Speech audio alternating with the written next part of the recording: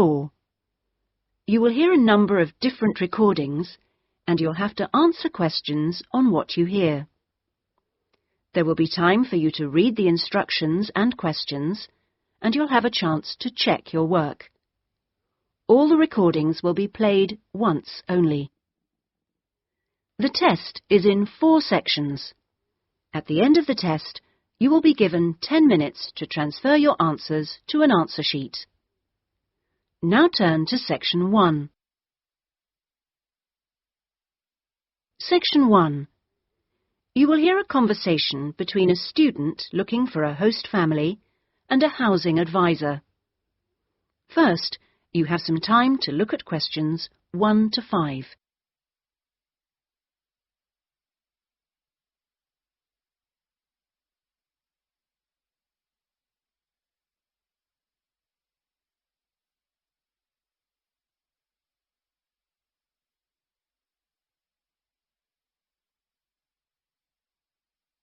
You will see that there is an example which has been done for you. On this occasion only, the conversation relating to this will be played first. Good morning. How can I help you? Good morning. I understand you help fix up students with host families. That's right. Are you interested in... Yes. Well, please sit down and I'll just take a few details. Thank you. Right. Now, what name is it? Jenny Chan. Can you spell that, please? Yes. Jenny-Chan.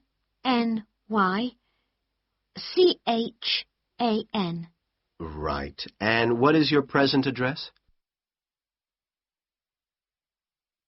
The student's name is Jenny Chan, so Jenny Chan has been written on the form. Now we shall begin. You should answer the questions as you listen, because you will not hear the recording a second time. Listen carefully and answer questions 1 to 5. Good morning. How can I help you? Good morning. I understand you help fix up students with host families. That's right. Are you interested in... Yes. Well, please sit down and I'll just take a few details. Thank you. Right. Now, what name is it? Jenny Chan. Can you spell that, please? Yes. Jenny-Chan.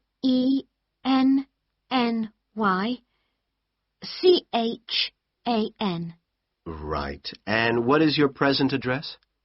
Seaview Guest House, 14 Hill Road. Okay. And do you know the phone number there? Yes, I have it here.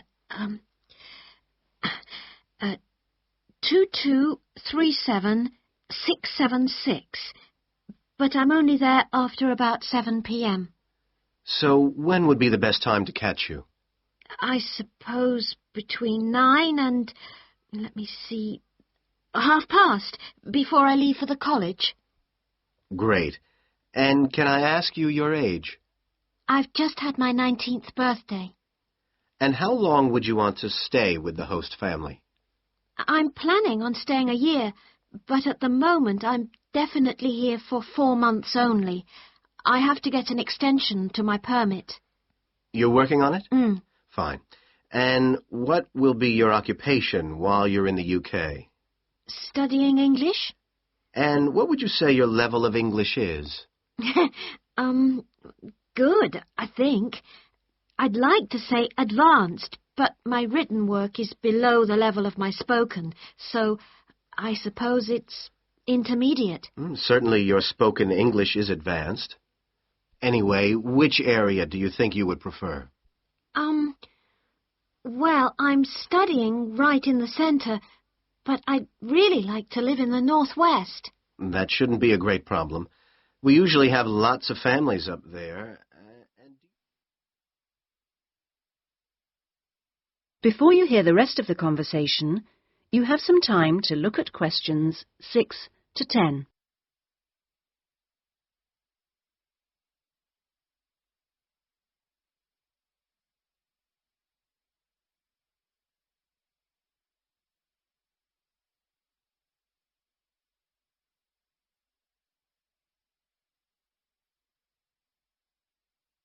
Now listen and answer questions 6 to 10. And do you have any particular requirements for diet? Well, I'm nearly a vegetarian. Not quite.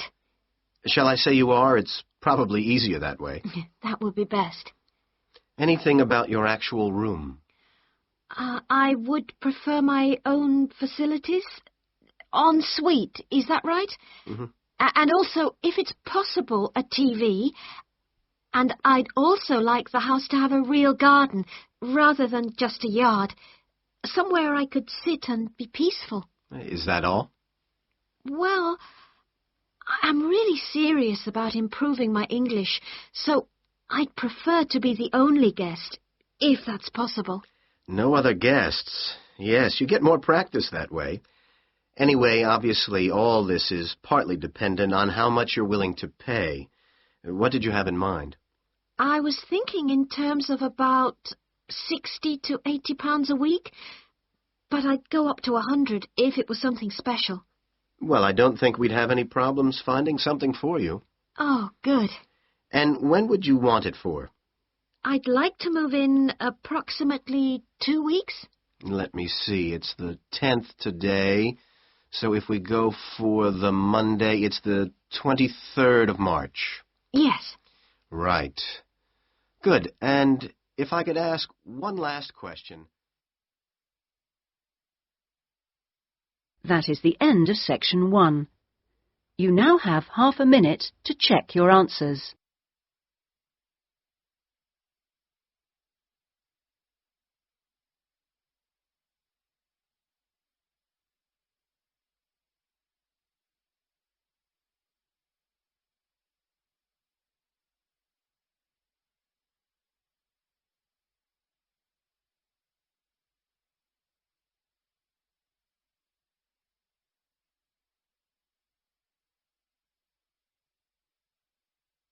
Now turn to section 2.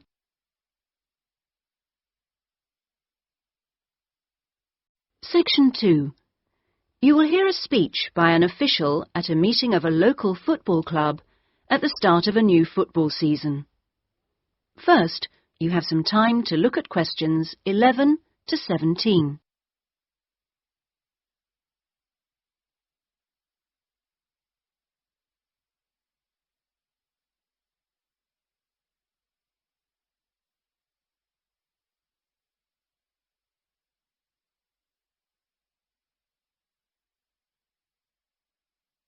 Now listen carefully and answer questions 11 to 17. Good evening, everyone, and thank you for coming to the soccer club meeting. It's good to see so many parents and children here tonight, and I know you're looking forward to a great football season. Now, I'd like to take a few minutes to tell you about some changes to the soccer club for the coming season.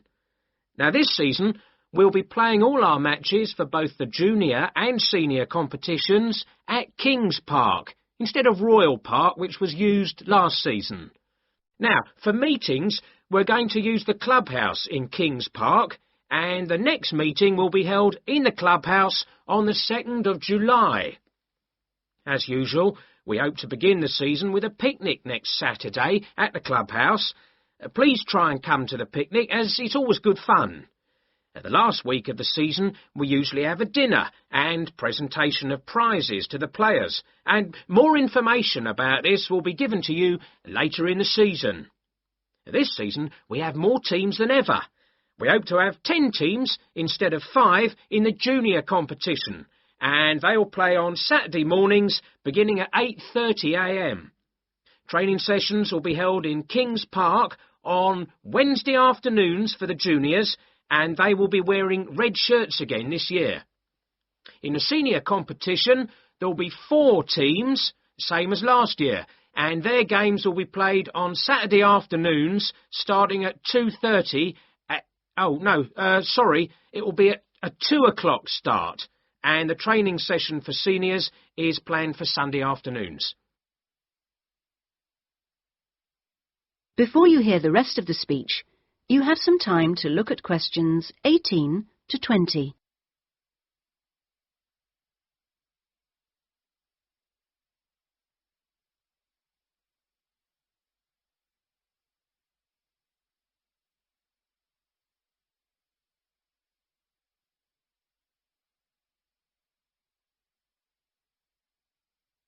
Now listen and answer questions 18 to 20. Now, I'd like to introduce you to the new committee for the soccer club for this season.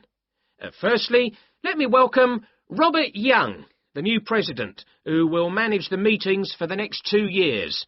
Robert's son has been playing football with the club for over 5 years now, and many thanks to Robert for taking on the job of president. Next, we have Gina Costello. She's the treasurer, and she'll collect the fees from you for the season. Please try and give Gina your fees as early as possible in the season, as the club needs the money to buy some new equipment. Then there's David West, who's volunteered to be the club secretary, and one of the many jobs he'll have is to send out newsletters to you regularly. If you have any information that may be useful, please let David know so that it can be included in these newsletters. Also, I'd like to introduce you to Jason Dokic, who is the head coach. For all the new members here tonight, this is the 3rd year that Jason has been with us as head coach, and we're very lucky to have such an experienced coach and former player at our club. He will continue to supervise the teams at training sessions and on match days. Now, before we finish and have some refreshments, does anyone have any questions they'd like to ask the new committee? That is the end of section 2. You now have half a minute to check your answers.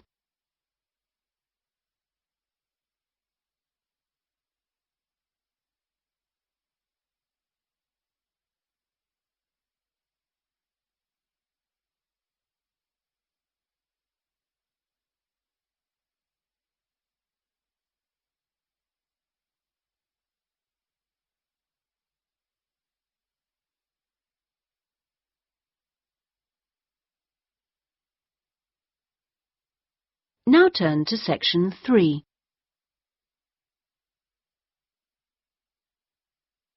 Section 3. You will hear a tutor and 2 students discussing a business case study. First, you have some time to look at questions 21 to 24.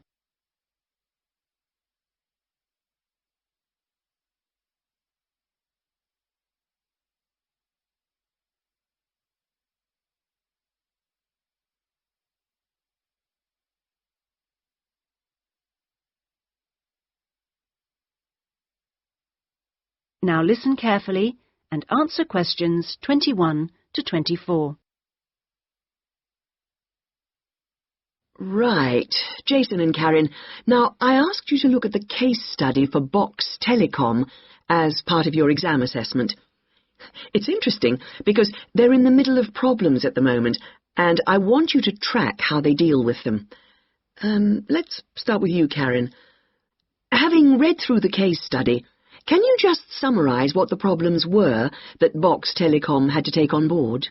Well, of course, what first came to their attention was that despite a new advertising campaign, they were suffering from falling sales, and this is something that had many causes.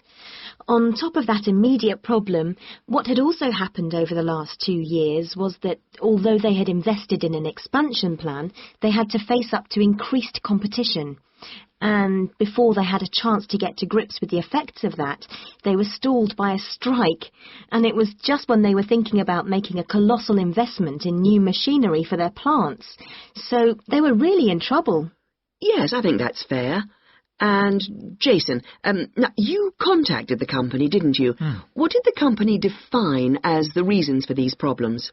Well, I think they've hit on the right things. It would be easy to say they had invested too heavily or at the wrong time, but in fact the signs were good, and what they were set back by was high interest rates. At the same time, their longer-term problems, which were affecting their market share, were eventually credited to poor training, and having looked at the details in their last report, I think that's right. Before you hear the rest of the discussion, you have some time to look at questions 25 to 30.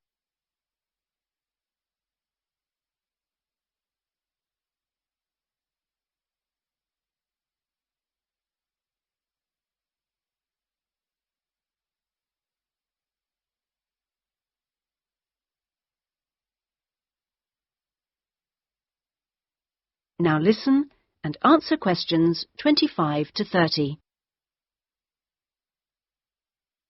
So, on to the larger issues then. Karen, what do you think the company will do? Well, obviously they have the choice of accepting the very favourable terms that another company, KMG plc, have given them to buy them out. That would mean creating a new company with a new image. Or they could decide on a bolder move and offer some new shares if they wanted. But I think they're much more cautious than that and expect they will start trying to find individuals who'd be prepared to back them with some of the capital they need. Well, you mustn't always assume that dramatic problems require dramatic solutions. Sometimes there's a simple fix, such as changing the guy at the top. If they truly are cautious, then I suspect they will seek to shut down some of their shops. But a more ambitious approach, and one which I think would have more chance of success, would be to alter how they're running things, the management layers and the processes. So, in your analysis, try to think of all the options. Jason? Yes, it's interesting because I found it a really useful company to study. Its problems cross all types of industries, and it's lucky it's so big. A smaller or even medium-sized company would have gone under by now. Ah, well, in fact, what I want you two to do is to go away when we've finished our discussion today and write a report. We've looked in general at the telecommunications market in the UK over the last few sessions, and I want you to take Box Telecom as an example and suggest some ways in which they might overcome their problems, and outline the reasons why you think as you do. But try and keep it intrinsic to the company rather than dragging in other examples. Is that okay, Karen? Yes, I think I can do that. Personally, I've got great hopes for it. I think it will recover. That advertising campaign they did was very strong, and they're very innovative with their products. They set new trends. The company's got to recover, don't you think, Jason? I'm not sure. I think it can, but it's not a foregone conclusion unless they manage to attract the right level of investment.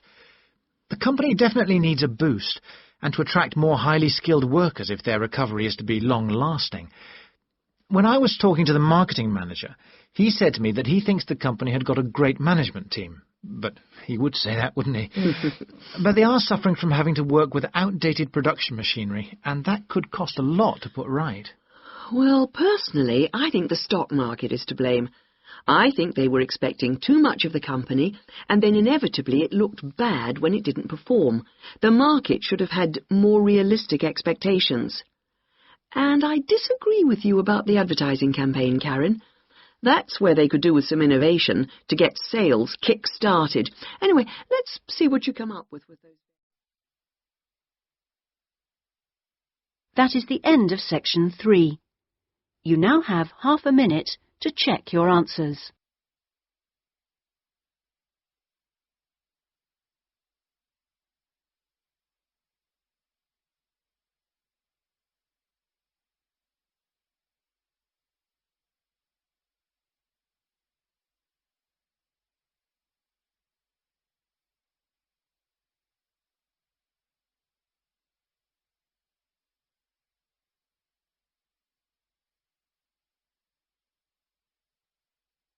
Now turn to section 4.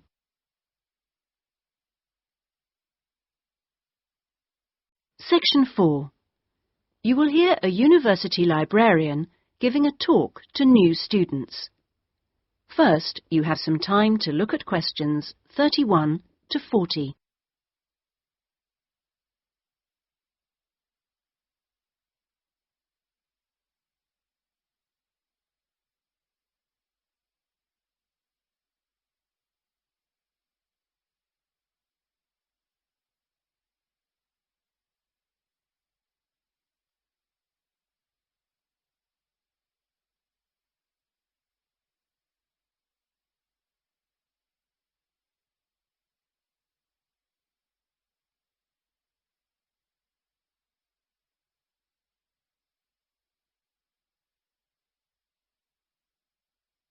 Now listen carefully and answer questions 31 to 40. OK, are you all settled? Well, first of all, welcome to Cardiff University. I'm here to explain what we can offer you. Now, as a new student at the university, you will probably need some sort of guidance to help you to use the library effectively to study and research. Some of you have asked about a guided tour, but we find this rather muddles people. So, in this first week, we run a series of talks which focus on different aspects of the library and its resources. You'll also find that to get the most out of the library, you really do need to be computer literate. And so all this term we run small classes which will bring you up to speed on how to access the computer-loaded information. OK, now let me give you an outline of what's available to you. You'll find that the computers are increasingly used as a research tool. Many students do most of their research on the internet, and the library computers are permanently online. Having found what you need, you'll find you can readily save texts on your personal computer space to print off when you need. You might think that it is the fastest way to get information, but the links can be slow. Clearly, you can find lots on there, but much of it is useless information, as it is from highly debatable sources, so be critical. You'll also find that the library has loaded several CD-ROMs onto the computers from specialist reference sources, such as the MLA. It means we can expand what we offer you at very little extra cost and saves us having to invest in more and more books. The CD-ROMs contain exactly the same information as the reference books, as the two are updated together. Now, most of you will need to refer to journal articles in your work, and you'll find you can also access these online, and we encourage you to do so. Clearly, some of you will find the printed version more accessible as it sits on the shelves, but I'm afraid the intention is to phase these out eventually. However, you will still be able to print off a version of the text rather than photocopying the journal pages. So you must get used to working online. Naturally, we do still have the full range of classic reference books, additional to the CD-ROMs for you to use, and there are several copies of each one. This is because some of you may prefer to borrow a book rather than sit in the library. There is a restricted loan time on these, so that they are not missing from the shelves for too long. Although there is a section manager for each part of the library, they are very busy, and so if you do get stuck looking for things, you should ask the relevant cataloguing assistant. As your training supervisor, I just oversee your induction and will not be around after this initial week.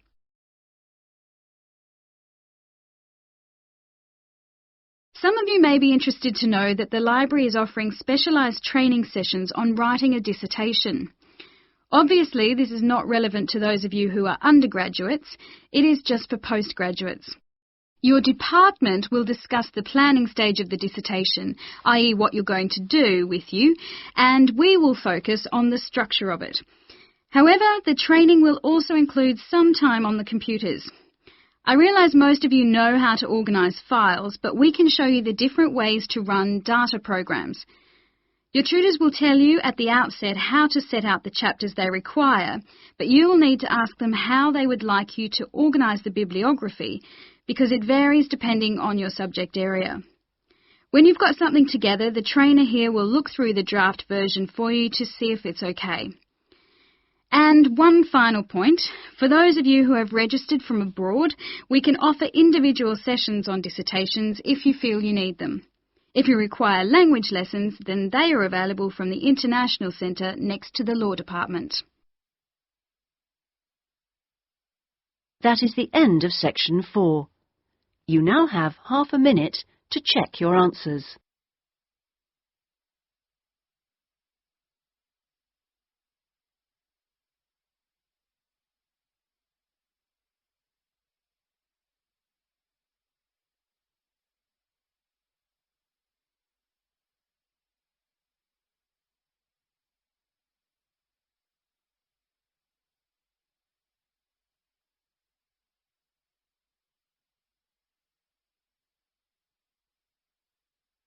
That is the end of the listening test. In the Ielts test, you would now have 10 minutes to transfer your answers to the listening answer sheet.